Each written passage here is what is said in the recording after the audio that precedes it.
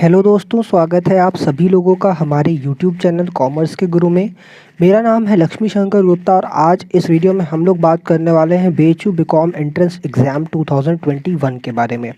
ठीक है, चलिए तो आपको मैं पहले से बता दूं कि हमारी 2 वीडियो ऑलरेडी अपलोडेड है जिस पे कि मैंने बात किया था meaning and need of accounting की, यानी कि मैं बोल सकता हूं कि बेसिक्स ऑफ अकाउंटिंग के बारे में हम लोगों ने बात किया हुआ था। ठीक है, अब सर ये जो वीडियो है ये किसके लिए यूज़फुल है मैं तो बता दूं। सबसे पहले तो जो भी बच्चे बीएचयू बीकॉम एंट्रेंस का एग्ज़ाम देने का सोच रहे हैं या फिर किसी भी यूनिवर्सिटी का एग्ज़ाम देने का सोच रहे हैं बीकॉम एडमिशन के लिए अगर आप किसी भी यूनिवर्सिटी का आप एग्ज़ाम देने का प्लानिंग कर रहे हो तो ये वीडियो आपके लिए बहुत ज़्यादा इम्पॉर्टेंट है।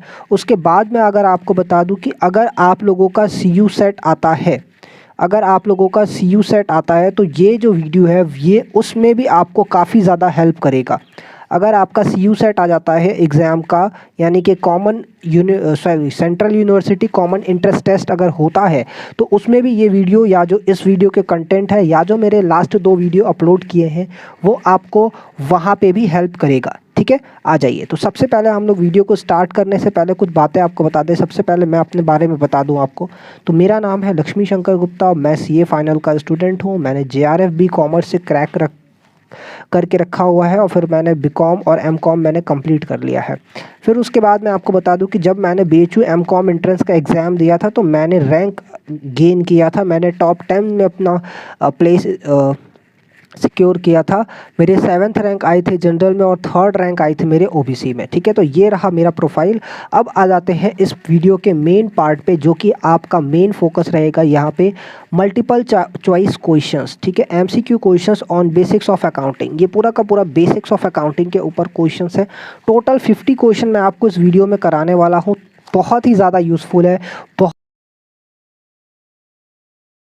कर ले तो ये 50 MCQ क्वेश्चंस अगर आप कर लेते हो तो आपको क्या होगा कि बेसिक्स ऑफ अकाउंटिंग से जितने भी, अगर देखो अगर इसमें से क्वेश्चंस आते हैं तो काफ़ी ज़्यादा आपको बहुत बढ़िया रहेगा क्योंकि आपने प्रैक्टिस की है इस क्वेश्चंस की।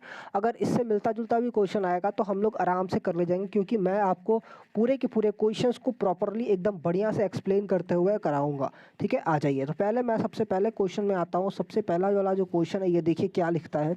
क्वेश्चन नंबर 1 देखिए क्या लिख रहा है। क्वेश्चन नंबर 1 ये लिखता है कि qualitative characteristics of accounting information are, कि कौन कौन से क्वालिटेटिव कैरेक्टरिस्टिक्स हैं अकाउंटिंग इन्फॉर्मेशन के। तो रिलायबिलिटी होती है यानी कि भरोसेमंद होता है, रेलेवेंस होता है यानी कि इंपॉर्टेंट कंटेंट को वो कैरी करता है, एंड देन अंडरस्टैंडेबल होता है मतलब आराम से आप जो है उसको ईजिली समझ सकते हो। क्लियर? तो करेक्ट आंसर क्या हो जाएगा आपका D, ऑल ऑफ दिस। ठीक है, क्लियर है, बात समझ में आया। इसके बारे में हम लोग ने लास्ट क्लास में लास्ट वाला जो पार्ट था इसी के बारे में हमारा डिस्कशन था। मैंने बोला था कि ये क्वेश्चंस एग्जाम में बहुत बार आता है, हर टाइप से पूछा जाता है। तो ये देखिए आ गया आपके पास में। अगला है क्वेश्चन नंबर 2। क्वेश्चन नंबर 2 में देखिए क्या लिखता है, a summarized record of relevant transaction of a particular head clear at a one place are. तो हमने यहाँ पे देखा है कि सर जब हम लोग अकाउंटिंग करते हैं तो 2 स्टेप होता है, मतलब ऑल्दो कई सारे स्टेप्स होते हैं। पहले 2 स्टेप्स होते हैं, सबसे पहले आप क्या करते हो, रिकॉर्डिंग करते हो। और रिकॉर्डिंग कहाँ पे होती है बच्चों, जर्नल में होती है। जर्नल में रिकॉर्डिंग करते हो और या चाहो तो आप सब्सिडरी बुक्स में भी रिकॉर्डिंग कर सकते हो अगर आपके पास में ट्रांजेक्शन्स बहुत ज़्यादा है तो। उसके बाद आप क्या करते हो, क्लासिफिकेशन करते हो। क्लासिफिकेशन हम लोग कहाँ पे करते हैं बच्चे लोग, लेजर में करते हैं। और सर लेजर में क्लासिफिकेशन कैसे होती है, हर पर्टिकुलर हेड का अपना अकाउंट बना होता है और उस पर्टिकुलर हेड से जितने भी रिलेवेंट ट्रांजेक्शन्स है वो उस पर्टिकुलर हेड के अंदर में जाते हैं। तो मेरा जो करेक्ट आंसर होगा वो क्वेश्चन नंबर 2 का जो करेक्ट ऑप्शन हो जाएगा वो ऑप्शन A हो जाएगा, लेजर। ठीक है, इसमें C बोल रहा है। ठीक है, तो यहाँ पे हाँ सही बोल रहा है वो, C आपका हो जाएगा, लेजर हो जाएगा। लेजर में ये चला, सॉरी अकाउंट में जाएगा। अकाउंट जितने भी अकाउंट होते हैं वो सब आपके लेजर में आते हैं। क्लियर? तो लेजर आपका उस पूरे अकाउंट के ग्रुप को बोल देंगे, लेकिन एक पर्टिकुलर हेड की बात कर ले क्योंकि यहाँ पे बोल रहा है कि सिर्फ एक पर्टिकुलर हेड, तो वो आपका अकाउंट हो जाएगा। ठीक है, लेजर में बच्चों किसी बेसिकली कुछ और नहीं होता है, ढेर सारे अकाउंट्स होते हैं। क्लियर? चलिए उसके बाद आइए हम लोग देखते हैं क्वेश्चन नंबर 3 में। क्वेश्चन नंबर 3 क्या बोलता है कि those assets which can be physically existence which have physically existence and can be seen and touched are. कौन से एसेट्स होते हैं जिनको कि जो फिजिकली एग्जिस्ट करते हैं और जिसको कि हम आराम से टच कर सकते हैं, देख सकते हैं। तो बच्चों ये जो होता है वो टेंजिबल एसेट्स होता है, ठीक है। टेंजिबल एसेट्स को बोलते हैं कि जिसको कि हम टच कर सकते हैं, देख सकते हैं, फिजिकली वो एग्जिस्ट करता है। क्लियर। क्वेश्चन नंबर 4 देखते हैं। क्वेश्चन नंबर 4 क्या लिखता है? The goods available with the business for sale on a particular date is known as stock। Clear. कि भाई जो भी बिजनेस के पास में स्टॉक रखा हुआ है या गुड्स रखा हुआ है बेचने के लिए, इसको हम क्या बोल देंगे? स्टॉक बोल देंगे। क्लियर। चलिए, बहुत ही बढ़िया समझा आपने। फिर उसके बाद आइए देखते हैं, यहाँ पे स्टॉक आपका करेक्ट आंसर हो जाएगा। क्वेश्चन नंबर 5 देख लेते हैं। क्वेश्चन नंबर 5 क्या बोलता है? The excess of expense of a period over its related revenue is termed as. देखिए यहाँ पे क्या लिख रहा है कि आपका एक्सपेंस ज़्यादा है। अगर आपका एक्सपेंस आपके रेवेन्यू से ज़्यादा हो जाए बच्चों, तो ये आपके लिए क्या है? खतरे की घंटी है। इसका मतलब सर आपको लॉस हो रहा है। बात समझ में आ रहा है क्या? आपको क्या हो रहा है? लॉस हो रहा है। क्लियर। चलिए क्वेश्चन नंबर 6 पे आते हैं। क्वेश्चन नंबर 6 क्या बोलता है? Current assets do not include. Current assets क्या नहीं इंक्लूड करेगा? देखो करंट असेट्स पहले तो होता क्या है मैं आपको ये बता दूं। करंट असेट्स वो एसेट्स होते हैं, करंट असेट्स वो एसेट्स होते हैं, या बोल सकते हो कि वो ऐसे आइटम होते हैं जिससे कि आप जिसको कि आप कैश में कन्वर्ट कर सकते हो विद इन 1 ईयर। जिसको कि कैश में आप कन्वर्ट कर सकते हो या वो खुद पे खुद कैश में कन्वर्ट हो जाएगा इन 1 ईयर।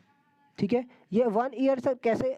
ये 1 ईयर चेंज हो सकता है क्या? बेसिकली ये 1 ईयर हम लोग जनरल सेंस में बोलते हैं, ऑल्दो इसके लिए जो यूज़ किया जाता है टर्म, वो अकाउंटिंग पीरियड यूज़ करते हैं। ठीक है। अब हर अलग अलग बिजनेस का जो अकाउंटिंग पीरियड है वो अलग अलग हो सकता है, लेकिन ऐसे जनरल लैंग्वेज में हम लोग क्या बोलते हैं कि 1 साल का आपका अकाउंटिंग पीरियड होता है। तो करंट असेट्स को क्लासीफाई करने के लिए हम लोग 1 साल का क्राइटेरिया जो है यूज़ करते हैं। क्लियर। तो आइए देखते हैं कि आपका कौन सा एसेट जो है, या फिर जितने भी ऑप्शन दिया उसमें से कौन सा ऐसा आइटम है जो कि 1 साल के अंदर कैश में कन्वर्ट नहीं होगा। लाइक इन्वेंट्री क्या होता है, जिसमें आपका स्टॉक, रॉ मटेरियल और वर्क इन प्रोग्रेस वाले आइटम होते हैं, तो ये आपका 1 साल के अंदर अंदर कन्वर्ट हो जाएगा। फिर बिल रिसीवेबल, जिसका एक टाइम लिमिट होता है, उसके टाइम लिमिट के बाद आपका पेमेंट उसको मिल जाना है। डेटर भी बहुत ज़्यादा टाइम लेता नहीं है, वो आपको पैसे दे ही देगा। तो अगला जो करेक्ट ऑप्शन है वो है मोटर कार। मोटर कार आपने एक बार खरीद लिया तो 1 साल में तो उसको बेचोगे नहीं आप, 1 साल के अंदर तो उसको कैश में कन्वर्ट करोगे नहीं आप। बेसिकली ये क्या हो जाएगा? ये आपके लिए फिक्स एसेट्स हो जाएगा। ठीक है। ये आपके लिए क्या हो जाएगा बच्चों? फिक्स एसेट्स हो जाएगा, जिसका कि आप जो यूज़ है वो लॉन्गर पीरियड के लिए करोगे, कई अकाउंटिंग ईयर तक के लिए करोगे। ठीक है। अगला पॉइंट आता है, यहाँ पे देखिए क्या लिखता है? Which one of an example of current liability. Sir current asset तो समझ में आ गया, अब ये करंट लाइबिलिटी क्या है? बच्चों देखो हमने क्या देखा कि करंट एसेट्स वो आइटम हो गया जिससे कि हमें 1 साल के अंदर अंदर वो कैश में कन्वर्ट हो जाएगा या कैश वो बन जाएगा। तो करंट लाइबिलिटी जस्ट इसका रिवर्स होता है। करंट लाइबिलिटी जो होती है वो जस्ट इसका उल्टा होता है, यानी कि 1 साल के अंदर अंदर मेरा कैश इसमें चला जाएगा, मेरा कैश जो है इसके अंदर चला जाएगा, या फिर बोल सकते हो इसको आपको कैश देना पड़ेगा with in 1 year. Sir for example मेरे को नहीं समझ में आया, अगर आपने किसी से शॉर्ट टर्म का लोन लिया है तो वो आपके लिए करंट लायबिलिटी रहेगा, और शॉर्ट टर्म का लोन मतलब कि 1 साल के अंदर अंदर इसका आपको रीपेमेंट करना पड़ेगा। ठीक है। तो अगेन मैं यहाँ पे एक चीज़ बोलना चाहूँगा, ये जो आपका शॉर्ट पीरियड है या जो मैं 1 साल बोल रहा हूँ, ये आपका अकाउंटिंग पीरियड होता है बेसिकली, और जनरल सेंस में हम लोग 1 साल मानते हैं। तो आइए देखते हैं कौन सा ऐसा आइटम है जिसको कि 1 साल के अंदर आपको पेमेंट करना पड़ेगा। बिल रिसीवेबल से तो पैसे मिलेंगे, डेटर से भी पैसे मिलेंगे। क्रेडिटर वो आदमी होता है जिनसे कि आप क्रेडिट पे गुड्स परचेज करके लेके आते हो, तो जब क्रेडिट पे आपने गुड्स परचेज करके लेके आया तो आपको पेमेंट बच्चों करना पड़ेगा। क्वेश्चन नंबर 8 पे आ जाते हैं। क्वेश्चन नंबर 8 क्या बोलता है? Goodwill is the dash. क्या बोलता है? गुडविल कौन से टाइप का एसेट्स है? तो देखो क्या लिखता है, इनटेंजिबल एसेट्स, टेंजिबल और करंट एसेट्स। तो मैं इसको करेक्ट बोलूँगा ए को। ठीक है। तो गुडविल है आपका इनटेंजिबल एसेट्स है, मतलब कि इसको आप टच नहीं कर सकते हो, फिजिकली वो एग्जिस्ट नहीं करता है, वो रियल में आपको दिखेगा नहीं, लेकिन हाँ अगर आपके बिजनेस में गुडविल है तो आपको एक्स्ट्रा प्रॉफिट अर्न करने में हेल्प करेगा, जैसे कि बाकी सारे एसेट्स करते हैं आपको, कि अगर आपके पास में एसेट्स होता है तो आपकी प्रॉफिट को क्या करेंगे बच्चों? हमेशा बढ़ाएंगे। अगर आप मशीनरी एक्स्ट्रा लेके आ जाते हो, अगर आप ये एसेट्स हो जाएगा ना, तो ये इस तरीके से लिखो, अगर कोई भी एक्स्ट्रा मशीनरी लेके आते हो तो वो आपको फ्यूचर में रेवेन्यू एक्स्ट्रा अर्न करने में हेल्प करेगा। तो उसी तरीके से क्या होता है, गुडविल भी अगर आपके बिजनेस में है तो आपके प्रॉफिट को अच्छा ये प्रॉफिट था, सॉरी। तो ये आपके प्रॉफिट को इंक्रीज करने में हेल्प करेगा, ठीक है। चलिए बहुत ही बढ़िया आपने समझा। जो मैं एक चीज़ और आपको बता दूं, यहाँ पे अगर एएस सॉरी इनटेंजिबल की बात आई गई है तो मैं आपको बता दूं AS 26 जो है वो आपके इनटेंजिबल एसेट्स के लिए होता है। कई बार एग्जाम्स में इसके लिए भी पूछा हुआ है, क्लियर। तो याद रखिएगा इनटेंजिबल का अकाउंटिंग स्टैंडर्ड क्या होता है, AS 26 होता है। सर अकाउंटिंग स्टैंडर्ड क्या होता है बच्चों? अब हमारा जो अगला टॉपिक स्टार्ट होगा वो अकाउंटिंग स्टैंडर्ड का ही होगा, लेकिन उसके पहले हम लोग प्रिंसिपल्स पढ़ने वाले हैं, ठीक है। अकाउंटिंग प्रिंसिपल्स हम लोगों का अगला टॉपिक रहेगा, जिसमें से कि बहुत ज़्यादा एग्जाम में क्वेश्चन आता है, तो वो हम लोग टॉपिक अगले बार से करने वाले हैं, यानी कि कल से हम लोग वो करने वाले हैं। तो आपको ध्यान देना है बहुत अच्छे से, ठीक है। देखिए क्या लिखता है question number 9, the person who still owns some amount to the business are termed as. Option देख लेते भाई क्या क्या है, ठीक है। तो देखिए क्या लिखा है, वो आदमी जिसने कि हमारे पैसे लेके रखे हुए हैं तो उसको क्या बोलेंगे? तो क्रेडिटर हो गया, बिल्स पेबल हो गया, बिल रिसीबल हो गया। तो मैं इसको यहाँ पे बोलूँगा बिल्स डेटर्स, क्लियर। मैं इसको यहाँ पे करेक्ट ऑप्शन क्या बोलूँगा? डेटर बोल दूंगा, क्योंकि यहाँ पे आपको वो फ्यूचर में पैसे देगा। बच्चों बिल्स रिसीबल से भी पैसे मिलेंगे, लेकिन वहाँ पे एक फिक्स पीरियड का टाइम है जिसको कि बाद आपका पेमेंट जो है वो मिल जाएगा, लेकिन डेटर से अभी कुछ फाइनल नहीं है कि पेमेंट कब मिलेगा, क्लियर। चलिए अगला पॉइंट क्या लिखता है, it is the cost incurred in the producing goods and service. भाई ये ऐसा कॉस्ट है जो कि आप क्या करते हो, गुड्स को प्रोड्यूस करने के लिए लगाते हो। तो ये आपका क्या हो जाएगा बच्चों, इसको बोल देंगे एक्सपेंस, ठीक है। एक्सपेंस और इनकम के बीच का जो डिफरेंस है वो ये होता है प्रॉफिट या लॉस, क्लियर है, बात समझ में आ रहा है। तो मैं इसको यहाँ पे करेक्ट ऑप्शन क्या बोलूँगा? एक्सपेंस बोल दूंगा, ठीक है। अगला पॉइंट क्या लिखा है, क्वेश्चन नंबर 11 देखते हैं। तो which is received at the time of making the payment is known as. क्या आपको पैसा के टाइम पैसा मिलता है जब, तो आपको रिसीव होगा, तो कैश डिस्काउंट आपको रिसीव होगा, ठीक है, क्लियर है। तो कैश डिस्काउंट आपको रिसीव होगा जब भी आपको पैसे मिलते हैं तो, क्लियर। चलिए क्वेश्चन नंबर 12 देखिए क्या लिखता है, द अमाउंट और द काइंड। अमाउंट और द काइंड का मतलब क्या होता है, मैं अभी आपको जस्ट एक्सप्लेन कर देता हूँ। Which is the proprietor has invested in the business is known as.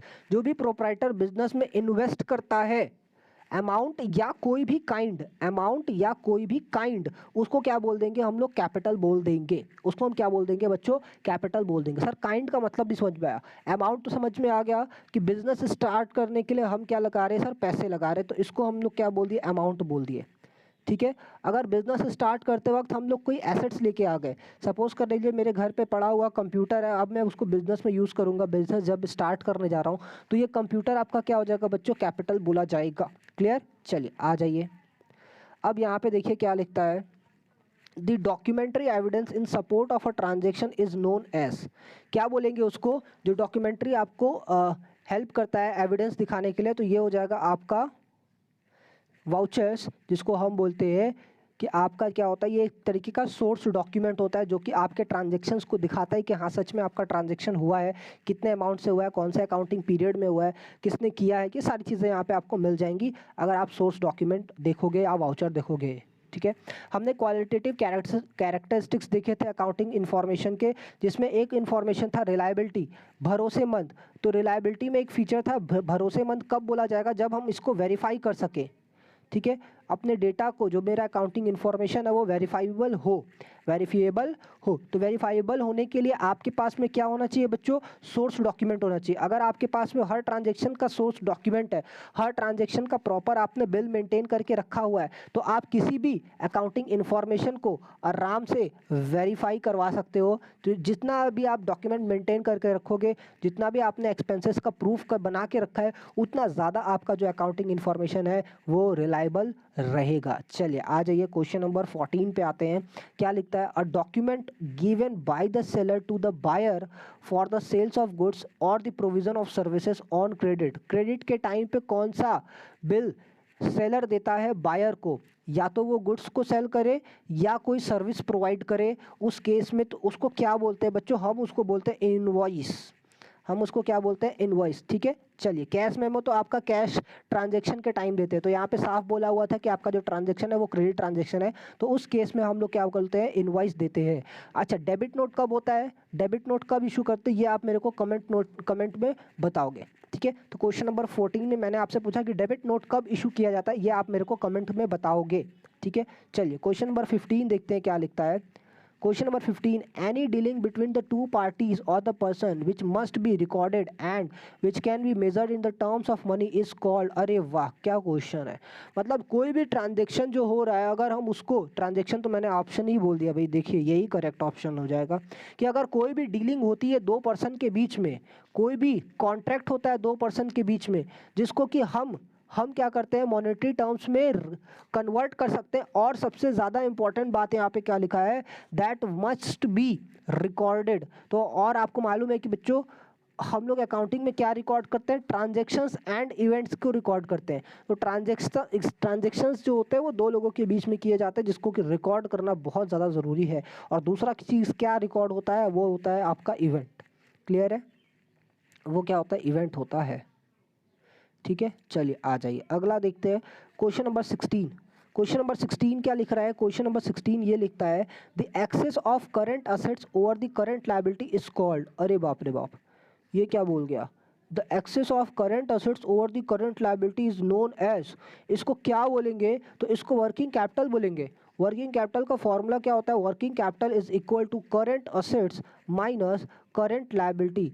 ये आपने पढ़ा होगा क्लास 12 में, आपको पढ़ा होगा, ये आपने क्लास 11 में भी देखा होगा इन सब चीज़ों के बारे में कि वर्किंग कैपिटल का मतलब होता है current assets minus current liability. तो यहाँ पे आप देख सकते हो कि excess of current assets over current liability, तो इसको वर्किंग कैपिटल बोलेंगे। और एक क्या चीज़ बोलेंगे, इसको नेट करंट असेट्स भी बोलते हैं, नेट करंट असेट्स भी बोलते हैं। तो करेक्ट ऑप्शन क्या हो जाएगा, both A and B. Clear है, चलिए तो ये करेक्ट ऑप्शन हो जाएगा। अगला पॉइंट क्या लिखता है, क्वेश्चन नंबर 17 देखिए। क्वेश्चन नंबर 17 क्या बोलता है, current liabilities are the liabilities that are payable within. ठीक है, तो हम लोगों ने अभी जस्ट देखा करंट असेट्स और करंट लायबिलिटी का जो क्राइटेरिया हम लोग सेट किए हुए हैं वो 1 ईयर का सेट किया है। ऑल्दो वो डिपेंड करता है आपके अकाउंटिंग ईयर पे, लेकिन या अकाउंटिंग पीरियड पे, लेकिन ऐसा जो अकाउंटिंग पीरियड है इन जनरल बोला जाता है 1 ईयर। ठीक है, अकाउंटिंग पीरियड बोल सकते हो या ऑपरेटिंग साइकिल आप बोल सकते हो, वो डिपेंड करता है कि बिजनेस कैसा है। क्लियर, आ जाइए क्वेश्चन नंबर 18 क्या लिखता है, amount receive from the sale of goods is. Revenue receipt है बच्चों, रेवेन्यू रिसिप्ट है, क्योंकि रेवेन्यू रिसिप्ट क्या होता है, जो आपको रेगुलर बेसिस पे मिल रहा है। कैपिटलाइज रिसिप्ट क्या होता है, कैपिटल रिसिप्ट क्या होता है, वो आपको जो कभी कभी मिले। जैसे कि सपोज कर लीजिए आपने अपना एसेट्स बेच दिया, ठीक है, जैसे for example sale of assets, sale of assets. तो बच्चों सेल ऑफ एसेट्स तो बार बार होगा नहीं, हर साल होगा नहीं, हर बार होगा नहीं, तो ये जो होता है आपका कैपिटल रिसिप्ट हो जाएगा। तो आपका करेक्ट ऑप्शन क्या है, sale of goods is revenue receipt. ठीक है, तो ये आपका रेगुलर बेसिस का होता है, रेकरिंग नेचर का होता है। A language of business is known as. देखो मैंने ये जिस दिन पढ़ाया था उस दिन बोला था कि ये इंपॉर्टेंट है, देखो इसका अकाउंट क्वेश्चन आ ही गया। ठीक है, तो लैंग्वेज ऑफ बिजनेस क्या है बच्चों, आपका अकाउंटिंग है, तो accounting is language of business, ये बोला जाता है। ठीक है, purchase refers to the purchase of. Purchase का मतलब यहाँ पे क्या होता है, बेसिकली गुड्स का होता है, जिसको कि हम रीसेल करने के लिए परचेज कर रहे हैं। क्लियर, बात समझ में आ रहा है। ऑल्दो परचेज का मतलब तो सारी चीज़ों से है, स्टेशनरी भी परचेज करते हैं बिजनेस में, एसेट भी परचेज करते हैं, लेकिन जो गुड्स का परचेज होता है उसको हम लोग सेपरेटली दिखाते हैं परचेज अकाउंट में। अदरवाइज जितनी भी चीज़ें आप परचेज करोगे उसको आप उसके नाम से दिखाओगे। जैसे स्टेशनरी परचेज करते हो तो स्टेशनरी दिखाओगे, एसेट्स परचेज करोगे तो जो एसेट्स परचेज कर रहे हो उसका नाम दिखाओ। कंप्यूटर आपने परचेज किया तो कंप्यूटर दिखाओगे, अगर आप बिल्डिंग परचेज करते हो तो बिल्डिंग दिखाओ, लैंड दिखाओ, इस तरीके से आप इसको लिखोगे। क्लियर, चलिए कोई भी डाउट आएगा बच्चों की, अगर किसी भी क्वेश्चन में आपको प्रॉब्लम है तो आप कमेंट में बता सकते हो कि सर ये क्वेश्चन मेरे को एक बार नहीं समझ में आया, एक बार और आप एक्सप्लेन कर दो, तो आप कमेंट करना, मैं वहाँ पे आपको एक्सप्लेन कर दूंगा। ठीक है, which of the following is not a fix asset. बच्चों फिक्स एसेट्स कौन सा नहीं होता है, फिक्स एसेट्स का मतलब जो कि आपका 1 साल के अंदर कैश में रियलाइज नहीं होगा, कैश में रियलाइज 1 साल के अंदर नहीं होगा। क्लियर, देखिए मैंने इसको यहाँ पे काट दिया, जो 1 साल में नहीं होगा कैश में रियलाइज। तो देखो बिल्डिंग जो है वो आपका लॉन्ग टर्म है, यानी कि यहाँ से पैसा बहुत साल बाद मिलने वाला है। लैंड, मशीनरी, ये सब चीज़ें आपके लॉन्ग टर्म हो जाएंगी, जिसको कि हम फिक्स एसेट्स बोल देंगे। तो करेक्ट ऑप्शन क्या हो जाएगा, बिल रिसीबल। बिल रिसीबल का टाइम पीरियड होता है 30 डेज, 90 डेज, 60 डेज, 45 डेज, वो सब्जेक्ट टू कि कॉन्ट्रैक्ट कैसा कॉन्ट्रैक्ट है, कैसा एग्रीमेंट है आपका।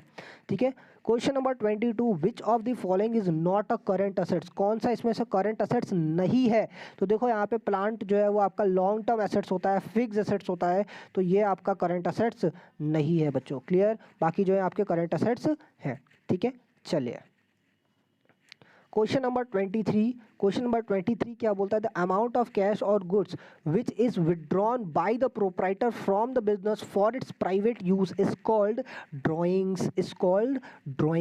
क्लियर है?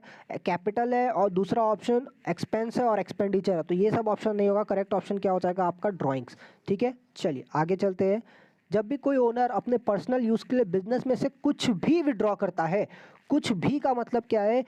चाहे वो कैश हो, गुड्स हो, या बेसिकली यही दो चीज़ होती है विड्रॉ करने के लिए। एसेट्स तो लेके नहीं जाएगा, ठीक है, एसेट्स भी ले जाता है तो भी उसको हम ड्राइंग भी बोलेंगे। तो कुछ भी विड्रॉ करता है बिजनेस से पर्सनल यूज़ के लिए, पर्सनल या प्राइवेट यूज़ के लिए, पर्सनल बिजनेस के लिए यूज़ के लिए नहीं सर, प्राइवेट यूज़ के लिए, तो आप क्या बोलोगे? आप उसको ड्राइंग्स बोल दोगे। ठीक है, चलिए question number 24, which branch is used for calculating cost of product? Account का ढेर सारा ब्रांच होता है। हम लोगों ने जब लास्ट क्लास किया था, यानी कि कल वाली जो क्लास थी हम लोगों की, उसमें हम लोगों ने देखा था कि types of accounting, sorry branches of accounting.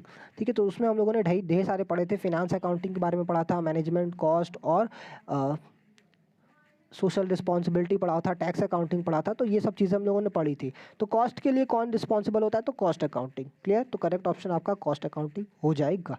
ठीक है, क्वेश्चन नंबर 25, ओहो ये तो क्वेश्चन बच्चों को पता होना चाहिए। Who is the father of accounting? Father of accounting कौन है? तो ल्यूका पेसियोली है। इन्होंने जो है अपने बुक में डबल इंटरेस्ट सिस्टम के बारे में पहले से जिक्र किया, और उसके बाद लोग फर्दर एनालिसिस करते करते आज जो आप अकाउंटिंग पढ़ रहे हो उसके बारे में आपको यहाँ तक आपको मिल पाया है। ठीक है, ल्यूका पेसियोली बेसिकली एक मैथमेटिशियन थे जिन्होंने इन सब चीज़ों को समझा, इसकी डीप एनालिसिस की, और फिर इसके बारे में उन्होंने पहली बार बताया कि डबल अकाउंटिंग सिस्टम या डबल इंटरेस्ट सिस्टम जैसा कुछ होता है, जिसको कि हम लोग आज अकाउंटिंग पढ़ रहे हैं, एज ए अकाउंटिंग पढ़ रहे हैं। ठीक है, तो अकाउंटिंग को हम बोल सकते हैं is the branch of mathematics. ठीक है, तो मैथमेटिक्स से ही ये निकल के आया है अकाउंटिंग। चलिए question number 26, business organisation involves. Business organisation क्या होता है? जो सोशल इवेंट करे? नहीं जी नहीं। वेलफेयर करे? नहीं जी नहीं। वो क्या करे? इकोनॉमिक एक्टिविटी करे, उसी को हम क्या बोलेंगे? Social activity, sorry business organisation. Clear? चलिए, a person who owns business alone is called proprietor. बच्चों उसको क्या बोलेंगे? प्रोप्राइटर। जो अकेले बिजनेस चलाता है, जो बिजनेस को अकेले ओन करता है, उसको क्या बोल दोगे? प्रोप्राइटर बोल दोगे। ठीक है, बात समझ में आ रहा है? इसीलिए ऐसे बिजनेस को हम क्या बोलते हैं? Sole proprietorship. सोल मतलब हो गया अकेला, प्रोप्राइटर मतलब हो गया ओनर। तो जहाँ पे अकेला ओनर होता है उसको सोल प्रोप्राइटरशिप बोलते हैं। ठीक है, बहुत ही ज़्यादा सिंपल होता है, बहुत ही ज़्यादा पॉपुलर है इस टाइप का ऑर्गेनाइजेशन। अगला क्वेश्चन नंबर 28 क्या लिखता है? Recording business transaction in a set of books is known as. इसको क्या बोलते हैं? Book keeping. क्लियर है? हम लोगों ने कल ही पढ़ा था difference between accounting, book keeping and accountancy, जिसमें हम लोगों ने देखा था कि बुक कीपिंग का काम क्या होता है? सिस्टमेटिकली ट्रांजेक्शन्स को रिकॉर्ड रखना। वो आपका कहाँ पे आता है बच्चों? बुक कीपिंग के अंदर आता है। मतलब बुक कीपिंग, ट्रांजेक्शन्स को बुक में कीप करना, इसी को बोलते हैं बुक कीपिंग। ठीक है, फिर उसके बाद आपका अकाउंटिंग स्टार्ट होता है, जहाँ पे हम लोग इंटरप्रिटेशन करते हैं। क्लियर? रिजल्ट्स का इंटरप्रिटेशन किया जाता है। Question number 29, which goods unsold at the end of the accounting year is called closing stock. बच्चों क्या लिखता है कि जो भी आपका goods at the end of the period, अब the end of the accounting year is known as, साल के अंत में जो आपका स्टॉक बच गया है, बिका नहीं है इस साल, उसको हम क्या बोल देंगे? Closing stock. और यही क्लोजिंग स्टॉक नेक्स्ट ईयर में क्या हो जाएगा? आपका ओपनिंग स्टॉक हो जाएगा। क्लियर? चलिए, बहुत ही बढ़िया, आपने समझा। कोई भी दिक्कत आएगी आपको बताना है।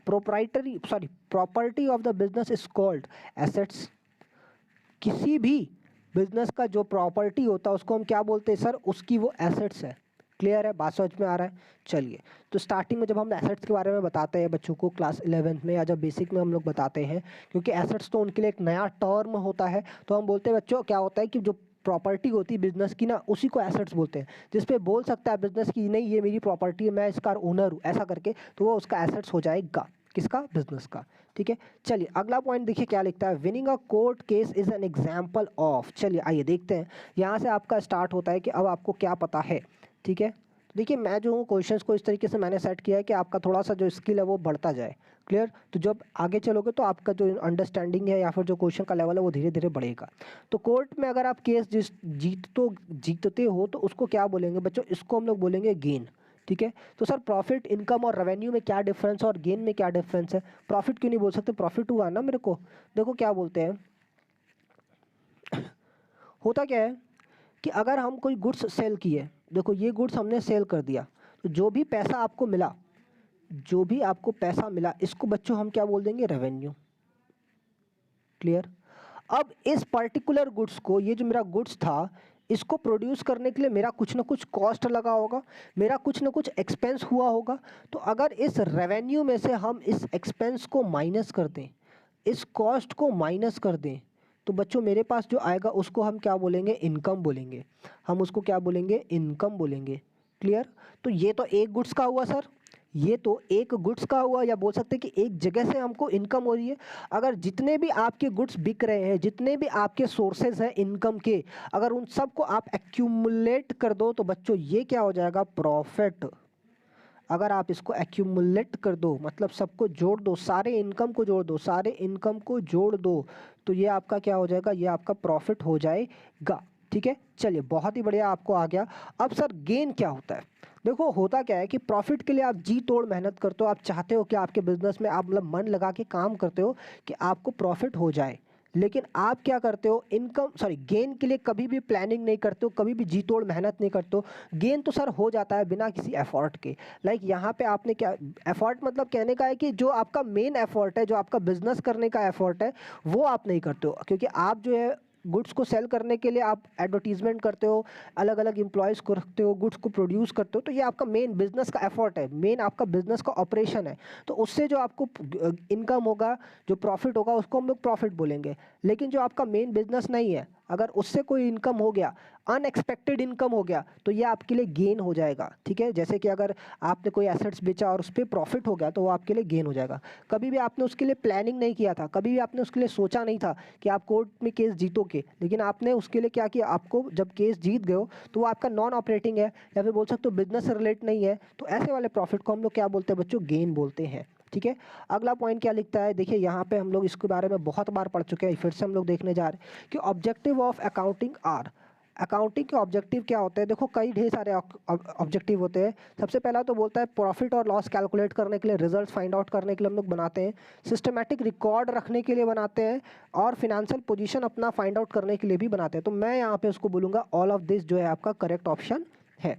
ठीक है, इन्वेंट्री वैल्यूड एट, इन्वेंट्री जो है वो कौन सी वैल्यू पे आपको दिखानी है, तो इसको बोलते हैं बच्चों कॉस्ट पे दिखाना है ना जी ना, मार्केट प्राइस पे दिखाना है ना जी ना, तो विच एवर इज लोअर पे दिखाना है या फिर विच एवर इज मोर पे दिखाना है। तो करेक्ट ऑप्शन आपका क्या हो जाएगा, विच एवर इज लोअर पे दिखाना है, विच एवर इज लेस पे दिखाना है। ये बात कैसे बोल रहे हो सर आप? एक प्रिंसिपल होता है प्रूडेंस, एक प्रिंसिपल होता है प्रूडेंस, जिसके बारे में हम लोग पढ़ेंगे अभी। तो उसके प्रिंसिपल की वजह से हम लोग क्या बोल रहे हैं, ये बातें बोल रहे हैं कि आपको जो एसेट्स या जो इन्वेंट्रीज होती है, एसेट्स नहीं बेसिकली इन्वेंट्रीज की बात करेंगे हम, तो इन्वेंट्री जो होता है उसको आपको कैसे दिखाना है, कॉस्ट और market value whichever is lower value पे। ठीक है, अगला पॉइंट देखते हैं, the person who draw a bill of exchange is known as. जो ड्रॉ करता है बिल को, सर जो ड्रॉ कर रहा है बिल को, वो क्या हो जाएगा, वो हो जाएगा ड्रॉवर। क्लियर है, जो बिल को ड्रॉ कर रहा है वो ड्रॉवर हो गया। बहुत ही सिंपल सा क्वेश्चन था यार, क्या क्या क्वेश्चन पूछ लेते हैं ये लोग। क्वेश्चन नंबर 35 देखिए क्या लिखता है, goods purchase for resale are called. जो भी गुड्स आपने परचेज किया है रीसेल के लिए, क्लियर, रीसेल के लिए, उसको आप क्या बोलोगे, परचेज बोलोगे। क्लियर है, बात समझ में आ रहा है? अगर आप उसी को रिटर्न कर दोगे, अगर आप उसी को रिटर्न कर दोगे तो रिटर्न आउटवर्ड हो जाएगा। क्लियर, चलिए अगर सेल करोगे तो सेल हो जाएगा वो। अगला पॉइंट क्या बोल रहा है, अगला पॉइंट क्या बोल रहा है, long term transactions are also known as, long term transactions are also known as paper transaction. नहीं जी नहीं, ऐसा कुछ तो नहीं होता है। फिर आपका कैपिटल ट्रांजेक्शन, हाँ हम इसको बोल सकते हैं, लेकिन बाकी ऑप्शन भी पढ़ेंगे। रेवेन्यू तो नहीं होगा, रेवेन्यू शॉर्ट टर्म वाला होता है। नॉन मॉनिटरी भी नहीं होगा, नॉन मॉनिटरी में ऐसे ट्रांजेक्शन्स हो गए जहाँ पे पैसा इन्वॉल्व नहीं होता है। क्लियर, जैसे कि डेप्रीशिएशन हो गया, ये सब चीज़ें। ठीक है, तो कैपिटल ट्रांजेक्शन हम इसको बोलेंगे। कैपिटल ट्रांजेक्शन आपका क्या होगा, बेसिकली इसको बोल देंगे लॉन्ग टर्म ट्रांजेक्शन होता है।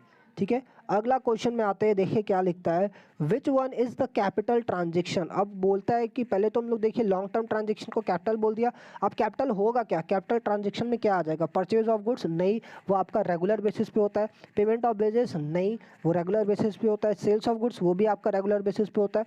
डी क्या बोलता है, परचेज ऑफ मशीनरी, ये रेगुलर बेसिस पे नहीं होता, ये कभी कभी होता है। और ये जो एक बार ट्रांजेक्शन आपने कर दिया ना, वो काफ़ी ज़्यादा टाइम तक आपको मतलब काफ़ी ज़्यादा टाइम तक आपका हेल्प करेगा या फिर आपके प्रॉफिट को इंक्रीज़ करने के लिए आपकी मदद करेगा।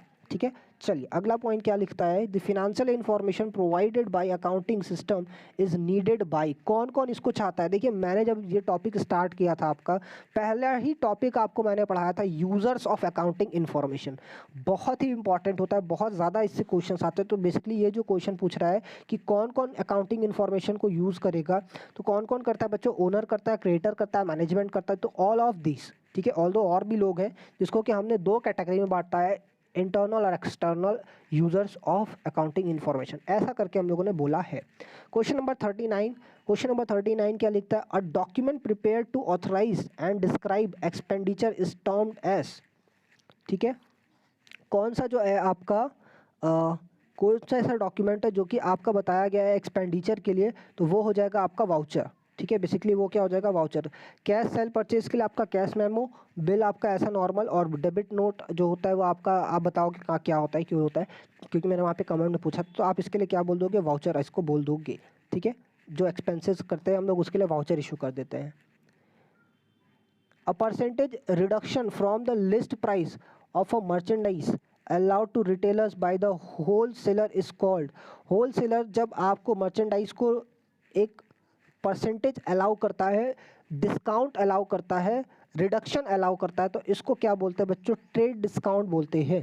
ठीक है, जनरली हम लोग इस तरीके से समझते हैं कि जो भी आपका होलसेलर आप रिटेलर्स को डिस्काउंट अलाउ करेगा तो उसको क्या बोलेंगे, ट्रेड डिस्काउंट बोलेंगे। ठीक है, क्लियर। चलिए, कैश डिस्काउंट क्या होता है, बेसिकली कैश पेमेंट के टाइम पे यूज होता है, ऐसा ट्रेड के टाइम पे नहीं यूज होता है। ठीक है, क्वेश्चन नंबर 41, देखिए हम लोग 40 क्वेश्चन तक कर लिए हैं, अभी 10 क्वेश्चन और बचा है, तो काफ़ी कम समय में हम लोगों ने पूरे 50 क्वेश्चंस देख लिए, तो काफ़ी अच्छा लग रहा है मेरे को आपको इस तरीके से पढ़ा के, और आपको भी मुझे लग रहा है कि समझ में आ रहा होगा सारी चीज़ें।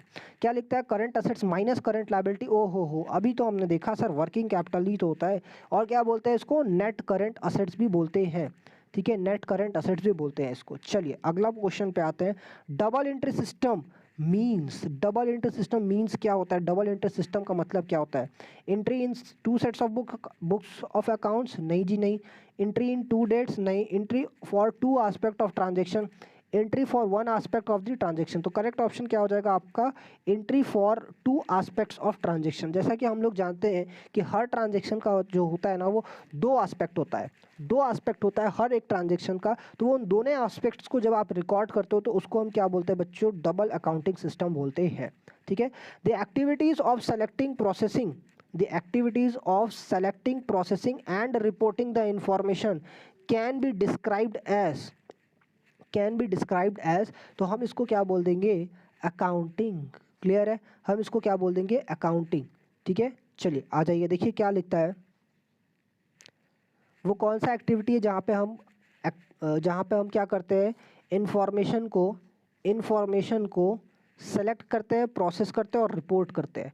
ठीक है, तो उसको हम क्या बोलेंगे, अकाउंटिंग बोलेंगे, क्योंकि बुक कीपिंग पे आपने क्या कर लिया, प्रॉपर रिकॉर्डिंग कर ली है, प्रॉपर रिकॉर्डिंग आपने कर ली है, अब इसको क्या करना है, प्रोसेस करने का काम, प्रोसेस करके रिपोर्ट करने का काम। रिपोर्ट करने का मतलब कि सर कम्युनिकेट करना है, उनके यूजर्स को कम्युनिकेट करना है, एक रिपोर्ट बना के देना है, तो ये सारा काम आपका कहाँ पे हो जाएगा, अकाउंटिंग में हो जाएगा। ठीक है, चलिए आ जाइए, जहाँ पे भी दिक्कत आएगी बच्चों, कोई भी क्वेश्चन आपको प्रॉब्लम करता है तो आप बताओगे एक बार मेरे को कमेंट में। तो resources minus capital equities is equal to liabilities, resources का यहाँ पे मतलब है एसेट्स, और कैपिटल का मतलब तो आपको पता ही है। क्लियर, तो ये आपका अकाउंटिंग इक्वेशन है बेसिकली, कि sir assets is equal to capital plus liabilities होता है, और यहाँ पे इन्होंने बोला है कि एसेट्स में से अगर हम कैपिटल माइनस कर दे तो क्या आएगा बच्चों, लाइबिलिटीज आ जाएगा, क्योंकि कैपिटल को अगर हम इधर भेज दें तो ये माइनस हो जाएगा, तो आपके लिए आंसर क्या बचा, लाइबिलिटीज। तो देखो अकाउंटिंग इक्वेशन बहुत ज़्यादा इंपॉर्टेंट होता है, जिससे कि आपका इस तरीके से क्वेश्चन घुमा फिरा के पूछा जा सकता है। ठीक है, बहुत ही सिंपल क्वेश्चन था, लैंग्वेज पढ़ने में थोड़ा सा प्रॉब्लम आ सकती है क्योंकि इस तरीके से वो पूछते हैं कंफ्यूज करने के लिए आपको। तो complete process of accounting is called, complete process of accounting is called, इसको हम क्या बोलेंगे, तो करेक्ट आंसर आपका हो जाएगा अकाउंटिंग साइकिल, क्योंकि हम लोगों ने देखा था वो पूरा प्रोसेस देखा था कि ट्रांजेक्शन होता है, फिर रिकॉर्डिंग करते हैं, फिर उसको क्लासीफाई करते हैं, समराइज करते हैं, तो ये सब किसके अंदर में आ जाएगा, आपका अकाउंटिंग साइकिल के अंदर में आ जाएगा। ठीक है, जनरलाइजिंग मतलब क्या होता है, उसको रिकॉर्ड करना, पोस्टिंग मतलब क्लासीफाई करना, फिर बेसिकली ये सारे तो उसके पार्ट है, ये सब आपके इसके पार्ट आ जाएंगे। ठीक है, ये इसके पार्ट हैं अकाउंटिंग साइकिल के। क्वेश्चन नंबर 46 क्या बोलता है? क्वेश्चन नंबर 46 बोलता है the modern system of recording business transaction in the books of account is known as. Modern system जो आपका बुक्स ऑफ अकाउंटिंग में हम लोग एंट्री करते हैं उसको क्या बोलते हैं? तो मॉडर्न सिस्टम नहीं बोलते हैं, सिंगल एंट्री भी नहीं बोलते हैं, अमेरिकन सिस्टम भी नहीं। तो करेक्ट ऑप्शन आपका क्या हो जाएगा? डबल एंट्री सिस्टम हो जाएगा। ठीक है, तो डबल एंट्री सिस्टम आपका करेक्ट ऑप्शन होगा। Clear? A portion of account receivable which proves to be uncollectable, uncollectable मतलब कि नहीं मिलेगा, इज टर्म्ड एज, अरे अरे अरे क्या क्या बोल दिया? बैड डेप्ट हो जाएगा भाई, बैड डेप्ट्स। तो डेप्ट्स मतलब क्या हो गया सर? जो पैसा आपको मिल रहा है। डेप्ट मतलब जो आपका पैसा है डेटर के पास में, और अगर कोई डेटर बैड हो जाए, बैड मतलब नालायक हो जाए, गंदा हो जाए, तो यानी कि डेटर कौन हो गया? जो आपको फ्यूचर में पैसा देगा। नालायक हो गया मतलब नहीं देगा, सीधी सी बात है। तो उसको क्या बोल देंगे हम लोग? बैड डेप्ट बोल देंगे। ऐसा डेप्ट जो आपका बैड हो गया है, पैसा नहीं देगा, तो उसको क्या बोल देंगे? बैड डेप्ट। क्लियर? चलिए अगला पॉइंट क्या लिखा है? डाउटफुल डेप्ट मतलब डाउट में है, अभी आपको अभी ऐसा आप कंफर्म नहीं हो कि आपको मिलेगा या नहीं मिलेगा।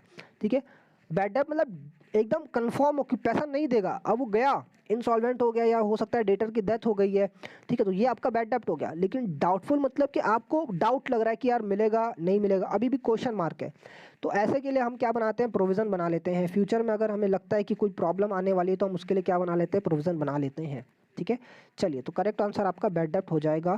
क्वेश्चन नंबर 48 आपका सेकंड लास्ट क्वेश्चन है, नहीं तीन क्वेश्चन भी बचे हैं, 48, 49 और 50। तो देखिए क्या लिखता है 48, the properties owned by the business enterprise is called assets. अभी जस्ट एक क्वेश्चन हमने किया था, इस पर डिस्कशन भी किया था। क्वेश्चन नंबर 49 क्या लिखता है? Accounts receivable are considered as, क्या इसको कंसिडर करेंगे? तो करंट एसेट्स इसको कंसिडर करेंगे, इनकम नहीं कंसिडर करेंगे, डिफर्ड रिसिप्ट और फिक्स एसेट भी रिसिप्ट कंसिडर नहीं करेंगे। तो करेक्ट आंसर आपका क्या हो जाएगा? Current assets. ठीक है, अगला पॉइंट क्या लिखता है? बैड डेप्ट अराइजेज फ्रॉम, अभी जस्ट हमने देखा है।